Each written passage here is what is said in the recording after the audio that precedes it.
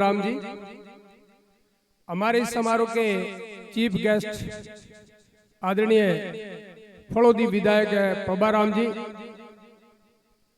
मंच पर विराजमान सिविल जज आदरणीय आदित्य जी एवं मंच पर विराजमान समस्त मनसासीन गण और पांडाल में विराजे सभी बुजुर्गों, माताओं, बहनों, जनप्रतिनिधियों और हमारे विष्णु समाज के लाड बेटे और बेटियां,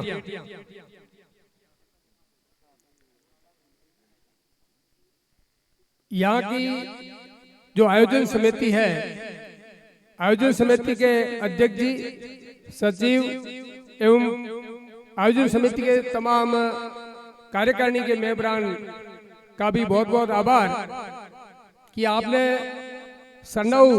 नवसर्जित जो पंचायत समिति पर आपने एक प्रतिभा सम्मान समारोह रखा। आपका बहुत बहुत आभार। मैं उपस्थित सभी समाज के बड़े बुजुर्गों, नौजवानों और बेटे बेटियों को नव वर्ष की हार्दिक शुभकामना देना चाहता हूं। वर्ष 2021 आप सबके लिए मंगलमय हो, समृद्धिशाली हो, ऐसी मैं गुरु जम्बेश्वर भगवान से प्रार्थना करता हूं। मित्रों, बहुत सारी बातें वक्ताओं के माध्यम से प्रतिभाओं का उत्साह वर्धन करने के लिए बहुत सारी बातें बताई गई। शिक्षा के बिना सारा काम अधूरा है। जिस समाज के अंदर शिक्षा की कमी है, शिक्षा नहीं है, वो समाज पिछड़ा हुआ है। हमारे समाज के अंदर शिक्षा का जो दौर पिछले कई वर्षों से बहुत जोरदार चला है और प्रतिभाएं उभर करके सामने आ रही है। ये हमारे समाज के लिए बड़ा ही गर्व का विषय है। मैं विशेष तौर से प्रतिभाओं से निवेदन करना चाहूंगा कि आप हमारे समाज और राष्ट्र की ऊर्जा है, समाज और राष्ट्र की शक्ति आप हैं और आप ही समाज और राष्ट्र का भविष्य है।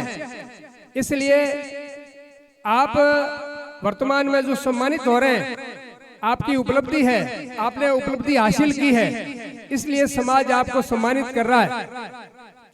मेरा निवेदन यह है प्रतिभाओं से कि कुछ प्रतिभाएं गलत संगत में आने से है जो राह भटक जाते हैं।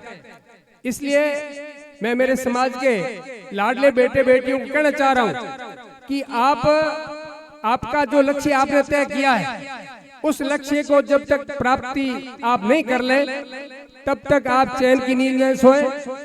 इधर उधर जो गलत समाज के अंदर कई तरह की कुरीतियां भी है, उनमें भी आप नहीं उलझे, उन पर भी आप ध्यान नहीं दें। आप तो सिर्फ अर्जुन को जो चिड़िया की आंख का ही निशाना था और आंख ही दिख रही थी, इसलिए आपका जो लक्ष्य आपने तय किया है, सिर्फ उस लक्ष्य को प्राप्त करने के लिए ही आप आगे बढ़े और समाज का नाम रोशन करें।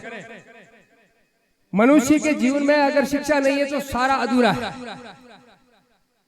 और शिक्षा, आज की जो शिक्षा है, वैसे मैं कहना ये चाह रहा था कि विद्यार्थियों को मोबाइल से दूर रहना चाहिए, परंतु वर्तमान में साल भर हो गया जो कोविड-19 की महामारी पूरे संसार में चल रही है और आपकी पढ़ाई ऑनलाइन हो रही है, इसलिए मोबाइल रखना भी जरूरी है। परंतु मोबाइल के अंदर आप सिर्फ ऑनलाइन शिक्षण कार्य पर ही ध्यान दें। बाकी आलतू फालतू जो इसमें ग्रुप बने हुए हैं, उनमें आप ध्यान नहीं दें। समाज में बहुत सारी कुरीतियां हैं। आज हमारे समाज के अंदर बाल विवाह, मृत्युभोज और नशे की जो प्रवृत्ति है, हम जो सामाजिक कार्यक्रमों का आयोजन करते हैं तो उसमें इन चीजों पर हमारा ध्यान होना चाहिए। वर्तमान में वापस पुणे, हमारा जो जालोर जिला यहाँ पर हमारे एक एडीजे ब्रजेश कुमार जी आए थे और उसने जालोर जिले में 37 कौम के समाज को ये बता दिया था कि बाल विवाह और मृत्यु भोज ये अपराध है और सामूहिक जाजम पर बैठ करके नशा करना भी अपराध है। और काफी सुधार हमारे समाज में हुआ और समाज में हमारे मंच पर आचार्य डॉक्टर गोवर्धन राम जी विराजे हैं। आपने और हमने जालोर जिले में ग्रीष्म अवकाश के अंदर तपती लू और धूप में घर घर और गांव गांव जाकर के कमेटियां बनाई और समाज में जो व्याप्त कुरीतियां थी उन कुरीतियों को रोकने का भरसक प्रयास किया गया और काफी हद तक समाज में सुधार आया। परंतु वापस हमने और हमारे समाज के अग्रणी जो लोग हैं, जो नेता लोग हैं, उन्होंने वापस इस हमारी जो मर्यादा थी इसको तोड़ने की कोशिश की है और कर रहे हैं। मैं आप सभी समाज के नौजवान बैठे हैं, बुजुर्ग बैठे हैं, सबको कहना चाह रहा हूँ, सबको आह्वान करना चाह रहा हूँ इस मंच के माध्यम से कि अभी मृत्यु भोज और बाल विवाह अगर हम करते रहेंगे तो दुनिया कहां से कहां पहुंच जाएगी, हमारा समाज पीछे रह जाएगा।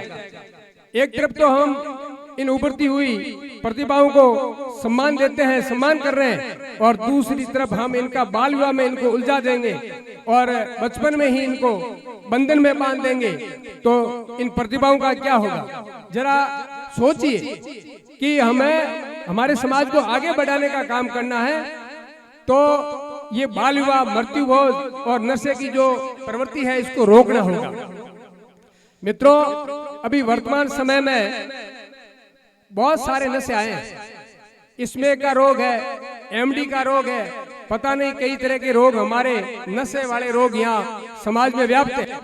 और मैं ये कहना चाह रहा हूँ, खुले मन से कहना चाह रहा हूँ कि जो तस्करी का काम है ये सारा ठेका कोई विष्णु का है क्या? चाहे अफीम की तस्करी करे तो विष्णु करे, डोडा पोस्ट की करे तो विष्णु करे, इसमें एक बेचे तो विष्णु ही। ये हमारा कोई एकाधिकार है क्या? ये पैसे आपके घर में फलीभूत नहीं होंगे। मैं दावे के साथ में कह रहा हूँ, पुराने जमाने के जो बड़े बड़े अफीम के तस्कर थे उनकी हालत देखिए, उनके बेटों की पोतों की हालत देखिए आप। एक बार जो पैसा आपके घर में आ रहा है उस पैसे से आप निहाल होने वाले नहीं हो। अभी मैं एक ताजा घटना आपको बताने जा रहा हूँ। अभी एक जालोर जिले में हमने मुहिम शुरू की है कि इसमें एक बेचने वाला, एमडी बेचने वाले पर रोक लगाया जाए और उनको रोका जाए, समझाइश के द्वारा रोका जाए। अगर समझाइश से नहीं रुकते हैं पुलिस के हवाले किए जाए। अभी शुरुआत एसडी ढाणी से, हेमागुड़ा से हुई थी और 3-4 दिन के अंदर जो इसमें एक बेचने वाला या पीने वाला व्यक्ति था उसको समझाने की कोशिश की। उसको कहा, भाई हमारे गांव में बंदी कर दी है, आप किसी तरह का यहाँ मादक पदार्थ नहीं बेच सकते। फिर भी वो बेचने से बाज नहीं आया और एक दिन जो हमारी युवा टीम थी उनसे उलझ पड़ा और कहने पर उसने पुलिस में मुकदमा दर्ज करवाया। और मुकदमा कैसा दर्ज करवाया? मेरे सोने की चैन छीन ली, मेरी गाड़ी की चाबी ले ली, मेरे पास में 20,327 रुपए थे वो छीन लिए। और गवाह कौन? उसकी बहनें। मेरी दोनों बहनों को पहुंचाने के लिए जा रहा था और बहनें गवाह। और फिर मेरे पास में फोन आने शुरू हुए। उन्होंने कहा कि ये झूठे हैं, लूचे लफंगे छोरे हैं, मेरा छोरा कभी अफीम इसमें बेचता नहीं, पीता नहीं, और ये तो बहनों को पहुंचाने के लिए जा रहा था। मतलब उनके पेरेंट्स, माता पिता इस तरह से पक्ष लेते हैं। देखिए क्या होगा इस समाज का। और फिर राम गोपाल जी ने, मैंने बात बताई, राम गोपाल जी के क्षेत्र का मामला था। मैंने कहा बात असलियत यह है कि इस डोगरे के 3 बेटे इसमें एक बेचते हैं और पीते हैं और इस तरह से मुकदमा करते हैं। इसलिए समाज से मेरा निवेदन है, जालोर जिले के तमाम विष्णु समाज के जितने भी गांव हैं, मैंने भीनमाल से भी संपर्क किया, रानीवाड़ा से, सभी से, वहाँ जो हमारी टीम बनी हुई है, अखिल भारतीय विष्णु महासभा में बनी हुई है, उन सभी मेंबरानों से ये निवेदन किया कि अपने अपने क्षेत्र में प्रत्येक गांव में ये प्रतिबंध लगाया जाए कि कोई भी गांव का लड़का न तो इसमें एक बेचेगा, न पिएगा, न बाहर से आने वालों को बख्शेंगे। हर तरह से हमने पाबंदी लगाने की अभी अभियान के रूप में हम कोशिश कर रहे हैं। और आप समाज का, हमारे हमें साथ दें आप। इसलिए मैं निवेदन इस मन से कर रहा हूं कि इसमें आप साथ दें। और अभी जो वर्तमान स्थिति क्या है हमारे गांव की, हमारे युवा भाइयों की, देख लीजिए आप। मैं तो यहाँ तक कहता हूँ कि माताएं बहनें इसमें बेचती है घर पे। बड़े शर्म की बात है, इससे शर्म की बात क्या हो सकती है। अभी हम तो समाज सुधारने की बात कर रहे हैं, समाज की प्रतिभाओं को आगे बढ़ाने की बात कर रहे हैं, और एक तरफ हम धंधा क्या कर रहे हैं। अभी भाई अमित कुमार जी बोल रहे थे, बहुत सारा बखान कर रहे थे बिष्णोई समाज का, परंतु मैं झूठा बखान नहीं करने वाला हूं। हम बिष्णोई कहलाने के हकदार है क्या? जब गुरु जम्बेश्वर भगवान ने हमें बिष्णोई बनाया उस समय हम बिष्णोई थे, हमें सनानी कहते थे, बिष्णोई कहते थे। आज अपनी आत्मा पर हाथ रख करके बताइए क्या आप बिष्णोई कहलाने के हकदार है? गुरु महाराज ने क्या क्या बातें वर्जित की, उन वर्जित चीजों नियमों से हम उनकी पालना करते हैं, उनसे परहेज करते हैं क्या? उनकी पालना नहीं हो रही। सिर्फ एक ही धर्म रहा है, वो भी 2-3 बजे स्नान करने का। माताएं बहनें कर लेती, वो भी 2-3 बजे करती है, हम भी करते हैं।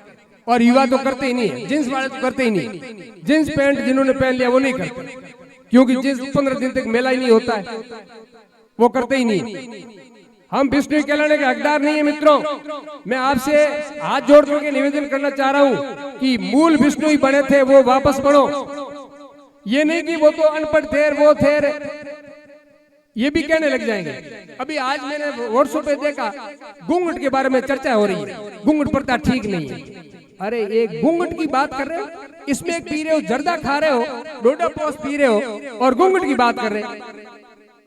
घूंघट तो अब कोरोना की वजह से सबने आदमियों ने भी घूंघट फेस छिपाने के लिए मास्क रखा है। ये घूंघट कोई कौन सी बुरी चीज है बताइए आप? देखो घूंघट हमारे समाज की मर्यादा है, ये हमारी बहन बेटी है, मर्यादा में रह करके अपना लक्ष्य हासिल कर सकती है।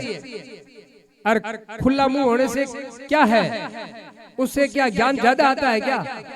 फिर भी उसमें भी बहस हो रही है। घूंघट क्या है? मतलब हमारी सोच है वो नकारात्मक है, पॉजिटिव सोच रखनी बहुत जरूरी है। जब तक हमारी नेगेटिव कोई भी बात सही बात करते हैं उसका कटाक्ष करने के लिए नेगेटिव बात तैयार है।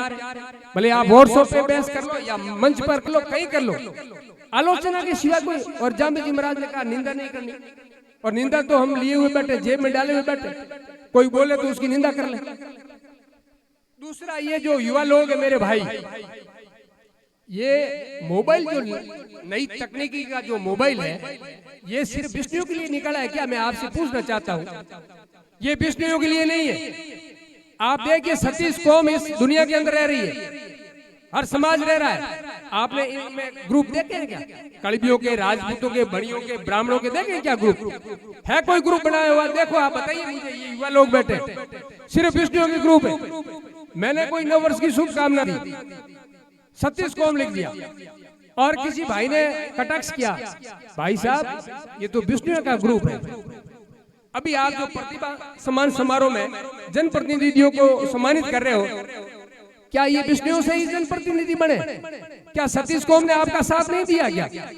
मतलब हम हर तरह से नेगेटिव बात करते हैं। इसलिए मेरा निवेदन समाज के तमाम युवा भाइयों से है, ये मोबाइल दुनिया के लिए अच्छी बात के लिए निकला है, अच्छे मैसेज के लिए, अच्छे समाचार के लिए। आप इसे पढ़ाई करिए। आप तो 120-26 में फीड कर दीजिए, गुरु महाराज की आरती साके फीड कर दीजिए। अच्छे भाव है, अच्छे आदर्श है, जो वचन है, अनमोल वचन है, वो फीड कर दीजिए, वो सुनिए ना। पर तो नहीं, पता नहीं कब हमें टाइम मिलता है, बहुत सारे एक पेज का लिख देते हैं, ये वैसा है, ये ऐसा है, वो है। इसलिए ये मोबाइल, इसका सही यूज करो और कंट्रोल करो अपनी आत्मा पर, मन पर, कि ये हमारे लिए नहीं है, ये सर्व समाज के लिए मोबाइल है। हम हमारे समाज की आलोचना करते हैं, हमारी बहन बेटियों की यहाँ इसमें टिप्पणी लिखते हैं, गलत लिखते हैं, ये हमारा समाज है। बहुत बुरा लगा होगा मोटियार भाइयों को, कई लोगों को, परंतु मैं सच्ची बात कहने वाला व्यक्ति हूँ। मैं एक ही निवेदन करना चाहता हूँ कि बिष्णोई कहलाने के हकदार तभी होंगे गुरु महाराज की जो आचार संहिता 29 नियम की, उसकी पालना करोगे तो हो बिष्णोई, नहीं तो बिष्णोई कहलाने के हकदार नहीं हो मित्रों। चाहे आप कहीं बिजनेस करो, कहीं धंधा करो, कहीं पढ़ाई करो, परंतु गुरु महाराज के नियमों को अपने जहन में रखते हुए आप आगे बढ़ो और उनकी कृपा दृष्टि से ही आगे बढ़ोगे। तस्करी करने से नहीं बढ़ोगे, नशा करने से नहीं बढ़ोगे, बाल विवाह करने से नहीं बढ़ोगे। इसलिए मेरा हाथ जोड़ करके निवेदन है, हर गांव में इस बार सरपंच तो विष्णु बहुत बने, सरपंच जनप्रतिनिधि जो बने, सबकी सामूहिक जिम्मेदारी है। एक व्यक्ति से समाज चलता नहीं है, एक व्यक्ति का समाज नहीं है, ये समूह का समाज है। सब मिलकर के समाज हित में निर्णय ले, ये मेरा निवेदन है। मैंने आपका टाइम भी ज्यादा लिया है, संचालक महोदय बार बार मेरी पैंट खींच रहे हैं।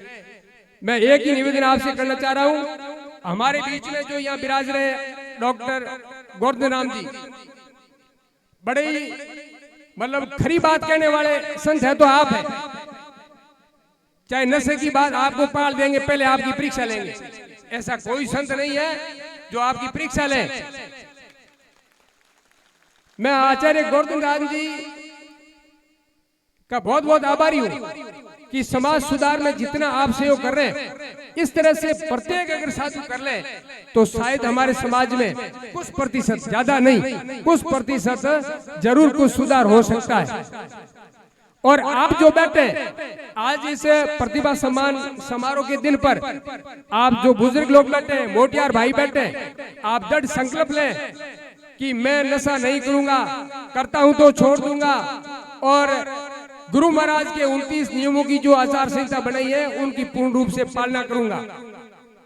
ये संकल्प लेकर के जाए इस मन से आप, और ये भी संकल्प लें कि प्रत्येक परिवार में जो बेटे बेटी होते हैं तो संस्कारों की पाठशाला माँ बाप होते हैं। संस्कार कहीं मिलते नहीं है, स्कूल के अंदर स्कूली शिक्षा है, संस्कार सिर्फ आपके घर पर होते हैं और वो माँ बाप के दादा दादी के पास होते हैं। मैं निवेदन करना चाहता हूँ कि आप अपने बेटे और बेटियों के अंदर अच्छे संस्कार पैदा करें, इनको नमस्कार करना सिखाएं, इनको चरण स्पर्श करना सिखाएं, बड़ों का आदर और सम्मान कैसे किया जाता है वो सिखाएं। और आप भले अनपढ़ हैं इनके माँ बाप, आप इनको स्कूल आते कह दे बेटा किताब लेकर के बैठ पढ़, भले ही आप अनपढ़ हैं, उसका भी इनके ऊपर बहुत प्रभाव पड़ेगा। इसलिए संस्कार इन बच्चों में पैदा करें ताकि ये आपका नाम ऊंचा करें, कभी नीचा नहीं करेंगे। और संस्कार विहीन जो परिवार होगा उनकी हालत आप देख रहे हो, आए दिन वर्षों पे देख रहे हो, कोर्ट कचहरियों में देख रहे हो। इसलिए बच्चों को संस्कार दो, अच्छे संस्कार दो, यही मेरा आपसे निवेदन है। जय हिंद, जय भारत। बहुत बहुत धन्यवाद।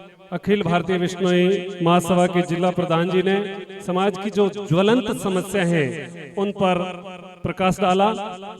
बहुत बहुत शुक्रिया आपका। हमारे बीच में कुछ अतिथिगण पधारे हैं, उनका हम सम्मान करना चाहेंगे। Doctor Vishnu ji Bishnoi, BCMO Barmer, Hari Kishan ji